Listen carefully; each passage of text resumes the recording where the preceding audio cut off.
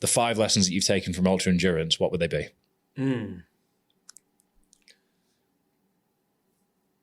I think five lessons. Wow. One, I would say to be adaptable.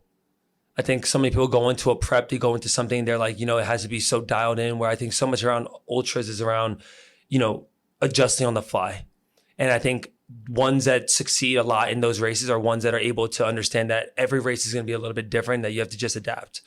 I think 2 would be to lean into curiosity. I think when you first get into ultra, you're just like, most people can't fathom the distance. They're like, I could never do 100. But the moment you say that, then you're right. You're never going to do it.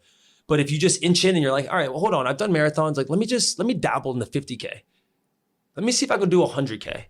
And you kind of slowly build that momentum, and you just kind of lean into your own curiosity of like, shoot, like, what can I do? Like, if I actually said, you know what, screw work, screw everything else right now. I'm going to focus on just what I can physically do. Let's go push the limit and then just go see. And I think that's a great way to, one, learn more about who you are.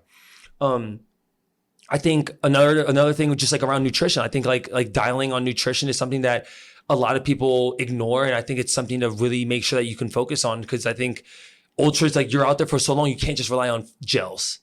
Some people can. I know some of the elite runners the guy that won Leadville, he only ate gels, and he ate like a little bit of other He stuff. wasn't even out there for that long though. He's out there for like a marathon, like a 50 mile time. Yeah, crazy.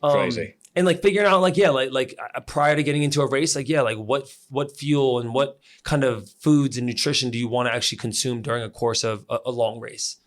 I think embracing solitude is something that I think I've really thought a lot about, especially during Leadville, and understanding that that's just part of life, right? Like, if you're not composed and if you're not aware of who you are, those moments are going to creep into you and you're going to have a lot of doubt.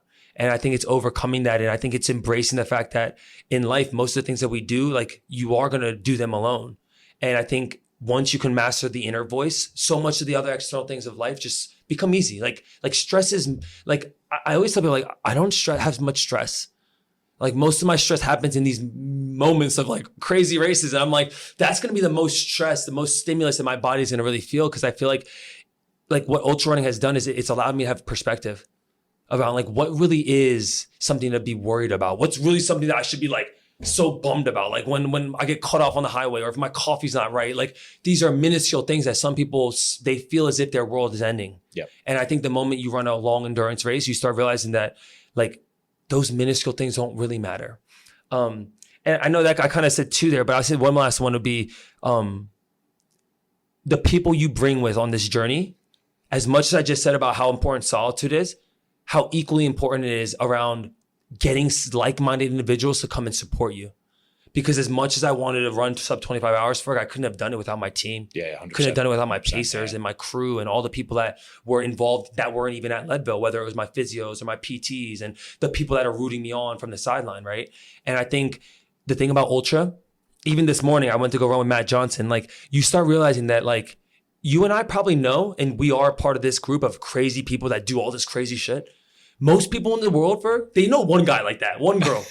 You and I can list numbers of people that I know personally that are conquering just crazy. Pick up the phone. I've got 120K over the weekend. You need want to help? come join? Yeah.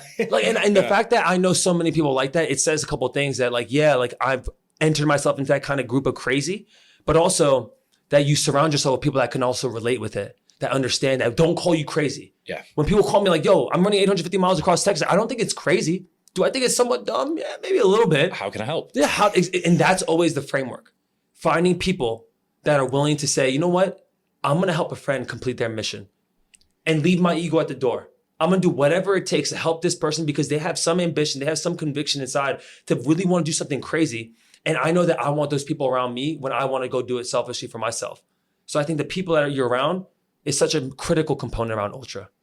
It's equal parts disappointing and encouraging that I agree entirely, and could probably sleuth the internet to create a word for word comparison of things that I've said about the lessons I've learned from ultra over the years, which means it's disappointing because it means that I'm not actually very insightful. And it's encouraging because it means that essentially the lessons for most people can be the same. And I think that's what's universally applicable, because it's very fucking hard to give yourself any time away from devices, any time away from your own head. Even when you are on your own, you walk in, people default to headphones. Correct. People need some sort of stimulation. And ultras take that away from you. And in an ever increasingly fast-paced world, we do need to default back to some recalibration time.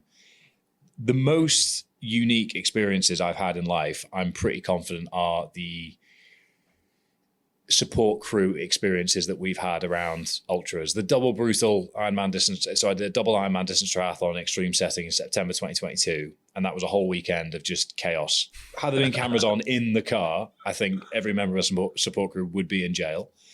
There's some things that I said just tongue in cheek that I'm like, oh, that's a reflection of my tiredness, I'd say. It's just chaos. But you think back, you're like, try and explain that to somebody. Walk into a pub in rural parts of the UK and explain what you've been up to at the weekend. You'll just be met with, what are you talking about? That's just crazy. And that's why I think this is really cool, because there's a lot of conventional fun. There's a lot of conventional things that are normal to do and things that give people joy that are easily accessible. But how cool is it to go out there and find novel ways of having a good time with your friends? Weird example, but my cousin studied pure maths at Oxford. Mm-hmm. Can't really comprehend that. In the same way, he probably can't comprehend the things we were just discussing. But he went on to do a PhD in maths. And he told me that to achieve a PhD in maths, you have to come up with a new mathematical formula.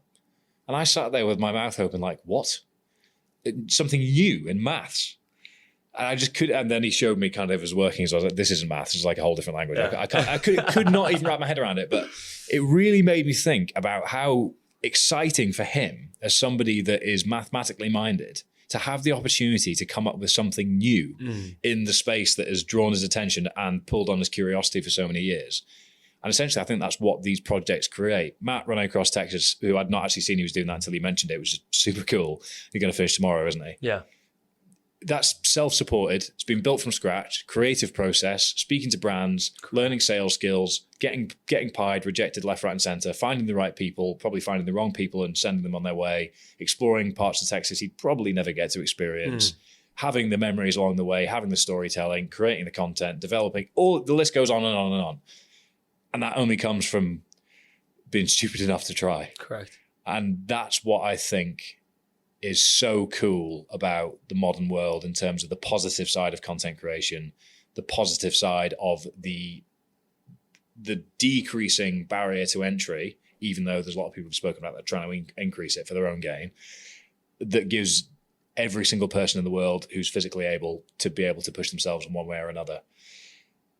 But at the core of all that is identity, because we're all looking for something to escape from to some degree. We're all trying to attach ourselves and feel like we belong.